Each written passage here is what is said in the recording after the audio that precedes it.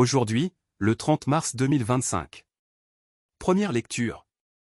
L'arrivée du peuple de Dieu en terre promise et la célébration de la Pâque. Lecture du livre de Josué. En ces jours-là, le Seigneur dit à Josué: Aujourd'hui, j'ai enlevé de vous le déshonneur de l'Égypte. Les fils d'Israël campèrent à Gilgal et célébrèrent la Pâque le 14e jour du mois. Vers le soir, dans la plaine de Jéricho. Le lendemain de la Pâque. En ce jour même, ils mangèrent les produits de cette terre. Des pains sans levain et des épis grillés. À partir de ce jour, la manne cessa de tomber. Puisqu'ils mangeaient des produits de la terre. Il n'y avait plus de manne pour les fils d'Israël, qui mangèrent cette année-là ce qu'ils récoltèrent sur la terre de Canaan. Parole du Seigneur. Nous rendons grâce à Dieu. Psaume. Goûtez et voyez. Comme est bon le Seigneur. Je bénirai le Seigneur en tout temps. Sa louange sans cesse à mes lèvres. Je me glorifierai dans le Seigneur. Que les pauvres m'entendent et soient en fête. Magnifiez avec moi le Seigneur. Exaltons tous ensemble son nom. Je cherche le Seigneur, il me répond. De toutes mes frayeurs, il me délivre. Qui regarde vers lui resplendira. Sans ombre ni trouble au visage. Un pauvre crie, le Seigneur entend. Il le sauve de toutes ses angoisses. Deuxième lecture. Dieu nous a réconciliés avec lui par le Christ.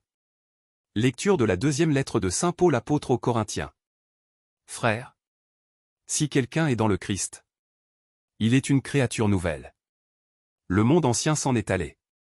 Un monde nouveau est déjà né. Tout cela vient de Dieu. Il nous a réconciliés avec lui par le Christ. Et il nous a donné le ministère de la réconciliation. Car c'est bien Dieu qui, dans le Christ, réconciliait le monde avec lui. Il n'a pas tenu compte des fautes. Et il a déposé en nous la parole de la réconciliation. Nous sommes donc les ambassadeurs du Christ. Et par nous c'est Dieu lui-même qui lance un appel. Nous le demandons au nom du Christ. Laissez-vous réconcilier avec Dieu. Celui qui n'a pas connu le péché. Dieu l'a pour nous identifier au péché. Afin qu'en lui nous devenions justes. De la justice même de Dieu. Parole du Seigneur. Nous rendons grâce à Dieu. Évangile. Ton frère que voilà était mort, et il est revenu à la vie. Gloire et louange à toi, Seigneur Jésus. Je me lèverai, j'irai vers mon Père. Et je lui dirai: Père, j'ai péché contre le ciel et envers toi. Gloire et louange à toi, Seigneur Jésus. Évangile de Jésus-Christ selon saint Luc. En ce temps-là, les publicains et les pécheurs venaient tous à Jésus pour l'écouter. Les pharisiens et les scribes récriminaient contre lui. Cet homme fait bon accueil aux pécheurs. Et il mange avec eux. Alors Jésus leur dit cette parabole. Un homme avait 2 fils. Le plus jeune dit à son père: Père, donne-moi la part de fortune qui me revient. Et le père leur partagea ses biens.